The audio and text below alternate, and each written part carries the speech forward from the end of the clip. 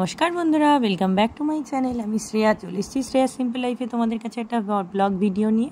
আজকে আমি তোমাদের সঙ্গে শেয়ার করতে চলেছি অমৃতসরের কিছু মুহূর্ত। চলো তাহলে আজকে আমরা যেখানে ওয়াঘা বর্ডারে গেছিলাম ওখান থেকে এবার আমরা ফিরে এসেছি। আমরা শিবায়া গ্র্যান্ড অমৃতসরে ছিলাম। এবার রুমে এসে একটু ফ্রেশ হয়ে আমরা আবার বেরিয়ে পড়েছি অমৃতসর স্বর্ণ মন্দির দেখার জন্য। চলো স্বর্ণ মন্দিরের চারপাশটা তোমাদেরকে তুলে ধরছি। দেখতে পাচ্ছ এখানে কি সুন্দর মার্কেট স্বর্ণ মন্দিরের সামনেটা। বন্ধুরা, এখন আমি এসেছি আমাদের অমৃতসরের স্বর্ণ মন্দিরে, আর এখন আমি মন্দিরের ভেতরে প্রবেশ করছি। তোমাদের চেষ্টা করব চারপাশের এলাকাটা মন্দিরটাকে দর্শন করানোর। তাহলে চলো আমরা যাই। তাহলে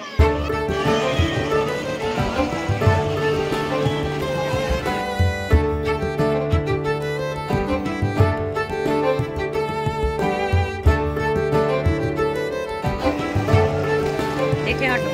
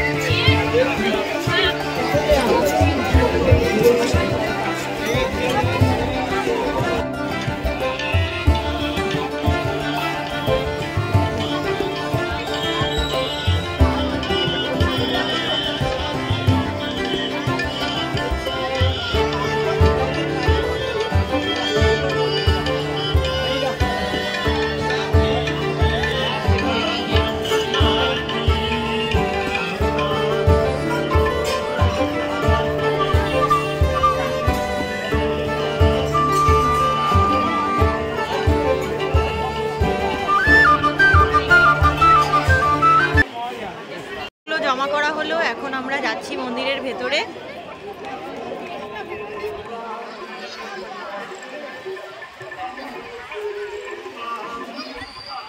এই কোনটা দিয়ে যাবি?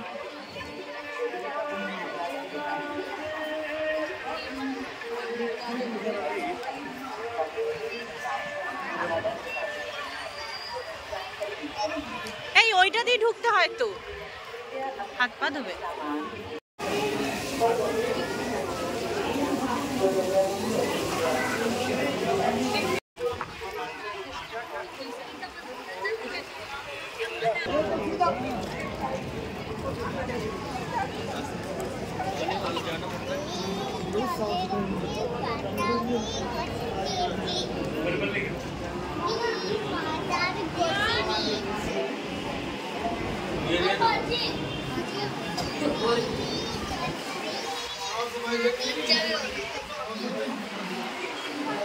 এতক্ষণ অপেক্ষার পর আমাদের অপেক্ষার অবসান ঘটলো। এবার আমরা চলে এসেছি, দেখতেই পাচ্ছ তোমাদের সামনে, অমৃতসরের বিখ্যাত স্বর্ণ মন্দির।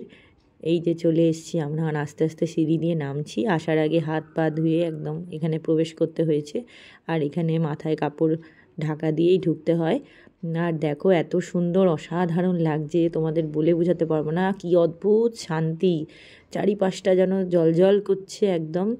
এত মানুষের ভিড়, এত মানুষের ভিড়, এখানে না দেখলে বিশ্বাস করবে না। আর ভেতর থেকে এত একটা শান্তি অনুভব হচ্ছিল, মানে এখানে না গিয়ে সেটা ফিল করা সম্ভব না। দেখো আমরা চলে এসেছি, এবার যতটুকু পারবো তোমাদের সঙ্গে তুলে ধরার চেষ্টা করব।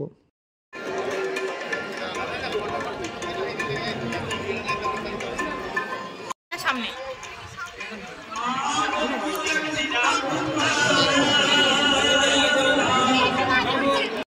মন্দিরটা একদম জলের মাঝখানে। দেখো লাইন করে করে সবাই দর্শন করছে, আমরাও দর্শন করব। বাকি অংশটা তোমাদের পরবর্তী ব্লগে দেখাবো। আর চারিপাশে কীর্তন হচ্ছে, এত সুন্দর লাগছে। জলটার মধ্যে যখন মন্দিরের প্রতিচ্ছবিটা, ওটার উপর রিফ্লেকশন হচ্ছে, এত সুন্দর মন্দিরের প্রতিচ্ছবিটা, এত ভালো লাগছে। যে আর বলে বোঝাতে পারবো না।